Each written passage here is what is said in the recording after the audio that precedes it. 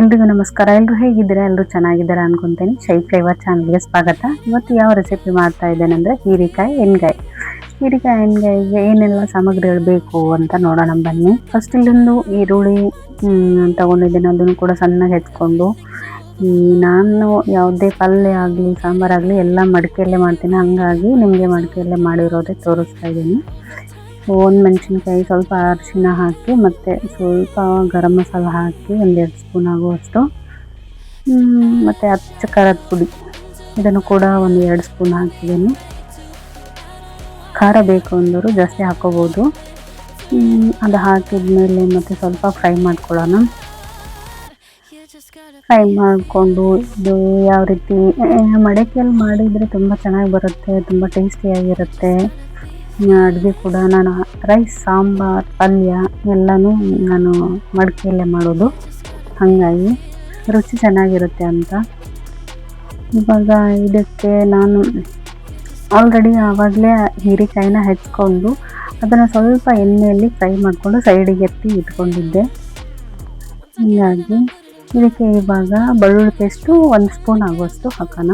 ನಮ್ಮ ಉತ್ತರ ಕರ್ನಾಟಕ ಸೈಡು ಎಣ್ಗಾಯಿ ಫೇಮಸ್ಸು, ಹೀಗಾಗಿ ಇವಾಗ ಬದನೆಕಾಯಿ ಎಣ್ಗಾಯಿ ಮಾಡಿದ್ದೀನಿ, ಮತ್ತು ಇವಾಗ ಸ್ಪೆಷಲ್ ಆಗಿ ಇರಲಿ ಅಂತ ಹೀರೆಕಾಯಿ ಎಣ್ಗಾಯಿ ಮಾಡಿದ್ದೀನಿ. ನೀವು ನೋಡ್ತಾ ಇರ್ಬೋದು. ಇವಾಗ ಮತ್ತೆ ನಾನು ಈ ಬೆಳ್ಳುಳ್ಳಿ ಪೇಸ್ಟ್ ಹಾಕಿದ ಮೇಲೆ ಇನ್ನು ಆಲ್ರೆಡಿ ಹೀರೆಕಾಯಿನ ನಾನು ಫ್ರೈ ಮಾಡಿ ಇಟ್ಕೊಂಡಿದ್ದೆ ಹಂಚಲ್ಲಿ, ಅದನ್ನು ಕೂಡ ಇವಾಗ ಇದಕ್ಕೆ ಹಾಕ್ತಾಯಿದ್ದೀನಿ, ಈ ಮಡಿಕೆಗೆ.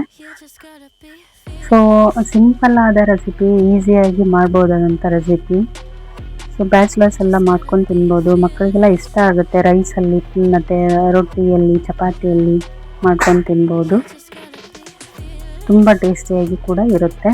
ಇದು ಆಲ್ರೆಡಿ ಫ್ರೈ ಮಾಡಿದ್ದೇನಲ್ವ, ಇನ್ನೇನು ಸ್ವಲ್ಪ ಇದನ್ನು ಮಾಡೋದಷ್ಟು ಬಿಟ್ಟರೆ ಮತ್ತೆ ಇನ್ನಿರೋದಿಲ್ಲ ಇದರಲ್ಲಿ.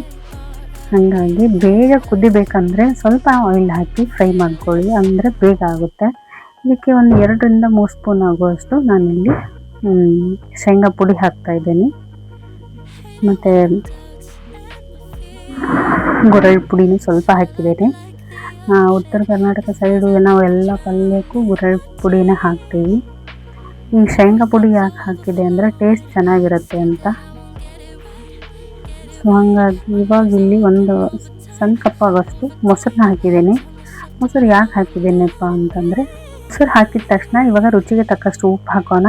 ಉಪ್ಪು ಹಾಕಿ ಅದು ಆಲ್ರೆಡಿ ನಾನು ಇಲ್ಲಿ ಮೊಸರು ಹಾಕ್ಕೊಂಡಿದ್ದಲ್ವ, ಅದೇ ಕಪ್ಗೆ ಸ್ವಲ್ಪ ನೀರು ಹಾಕ್ಕೊಂಡು ಆ ನೀರನ್ನು ಕೂಡ ಇದೇ ಹೀರೆಕಾಯಿ ಎಣ್ಗಾಯಿಗೆ ಹಾಕ್ಕೊಳ್ಳೋಣ. ಹಾಕ್ಕೊಂಡಾದ್ಮೇಲೆ ಇದನ್ನು ಇವಾಗ ಕುದಿಲಿಕ್ಕೆ ಬಿಡಬೇಕು. ನೋಡ್ಬೋದು ಯಾವ ರೀತಿ ಕಲರ್ ಚೇಂಜ್ ಆಗಿದೆ. ಕಲರ್ ಚೇಂಜ್ ಆಗೋದಷ್ಟೇ ಅಲ್ಲ, ಟೇಸ್ಟ್ ಕೂಡ ತುಂಬ ಚೆನ್ನಾಗಿ ಆಗಿದೆ. ಮತ್ತು ಈ ಮೊಸರು ಹಾಕೋದ್ರಿಂದ ಈ ಹುಳಿನೂ ಒಂಥರ ಹುಳಿ ಚೆನ್ನಾಗಿರುತ್ತೆ, ಮತ್ತು ನೀರು ಚೆನ್ನಾಗಿ ಬಿಡುತ್ತೆ. ನಾನಿಲ್ಲಿ ಲಾಸ್ಟಿಗೆ ಕೊತ್ತಂಬರಿ ಸೊಪ್ಪು ಹಾಕಿದೆ.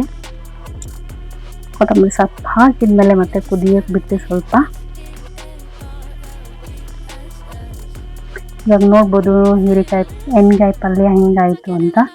ತುಂಬ ಟೇಸ್ಟಿಯಾಗಿದೆ. Thank you for watching. Like ಮಾಡಿ, ಶೇರ್ ಮಾಡಿ, ಸಬ್ಸ್ಕ್ರೈಬ್ ಮಾಡಿ.